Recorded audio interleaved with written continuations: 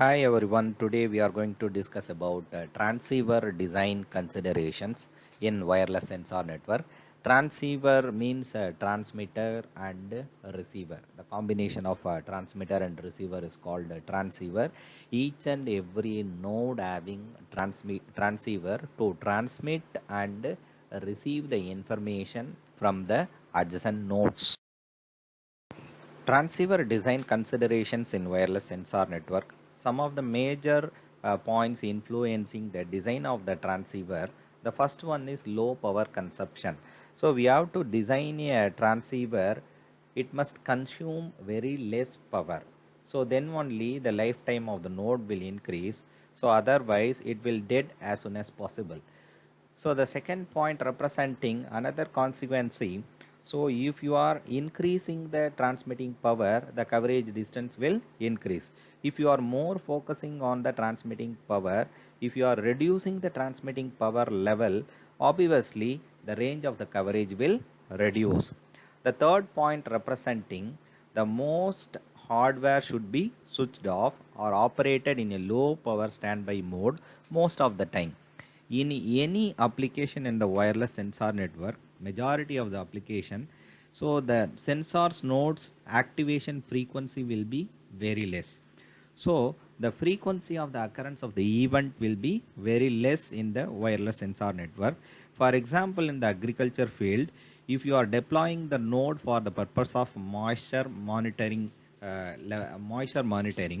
so if the moisture level reducing from the threshold level, very rarely occurring event.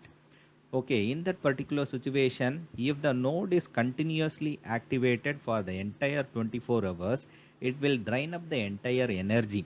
So that's why while designing the transceiver, we have to activate that particular node whenever the event is occurring. The remaining time, the node will be at a sleep mode. So the fourth point representing, so the communication between one node to another node in terms of 10 kilobits per second to 100 kilobits per second is the requirement. The fifth point representing low implementation complexity and cost. Obviously, we are expecting the low complexity and cost of the transceiver. The final one is we are considering the low degree of mobility in the node. Okay. So next we are going to discuss about major four different design considerations in wireless sensor network we are going to discuss now. The four different scenarios are: one is energy usage profile, the second one is choice of modulation, the third one is dynamic modulation scaling, the fourth one is antenna consideration. So the two pictures available in this particular slide, the first picture representing the real wireless sensor node, the second one is the architecture of wireless sensor node. Out of this architecture, so the blue color block representing combination of our transmitter and receiver. So the combining together only we are representing as transceiver design or transceiver block. So this block is responsible to transmit the packet from one node to another node. First consideration is energy usage profile. In this particular block diagram, the last dotted line block representing transceiver unit. The transceiver unit consists of RF front end, ADC, DAC, demodulator, modulator, decoder and encoder. So these are the blocks available in the transceiver unit. Out of these four blocks, the major power consumed by the RF front end.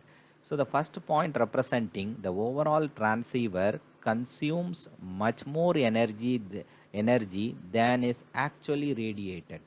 So for example, a transceiver working at frequency beyond 1 gigahertz takes 10 to 100 milliwatt of power to radiate just 1 milliwatt. Similar manner, another one example representing 2.5 gigahertz CMOS transceiver for a radiated power of 0 dBm.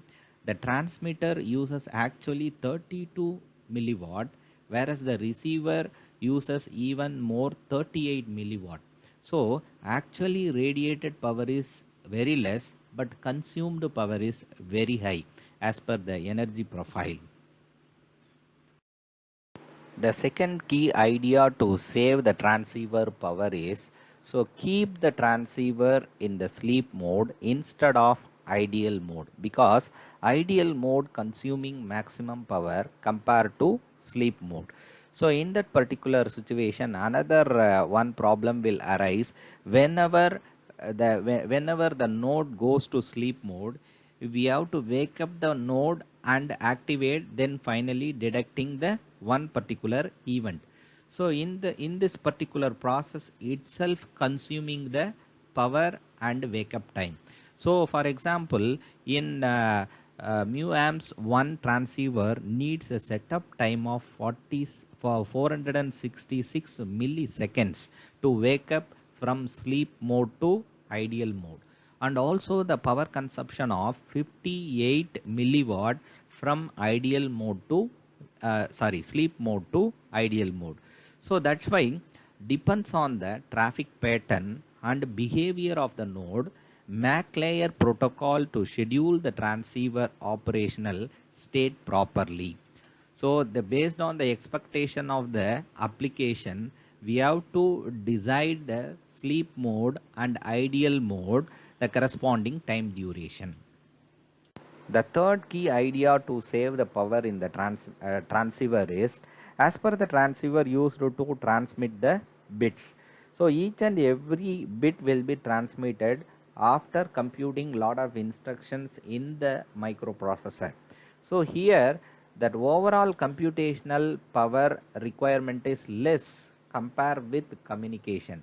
So here we can see one particular transceiver, it will execute 1500 to 2700 instruction to transmit one bit.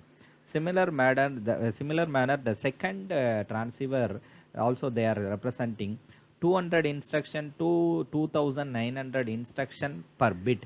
So here the overall conclusion is your communication cost or power requirement is more compared to computational power requirement. Choice of modulation also plays a major role in design of transceiver design. So here the choice of modulation will be depends upon the data rate, symbol rate, and implementation complexity, the relationship between radiated power and the target bit error rate, and the expected channel characteristics. Based on this particular parameters, we have to select a proper modulation scheme. So generally in the transceiver designing, the two types of measurements is more important. One is symbol rate, another one is data rate. So based on the, if you are increasing the symbol rate, the power consumption is more compared with your data rate. So that's why we are more focusing on the symbol rate. So for example, in the QPSK modulation or your differential PSK modulation, so the how many number of bits are representing as one symbol, that will decide your corresponding data rate.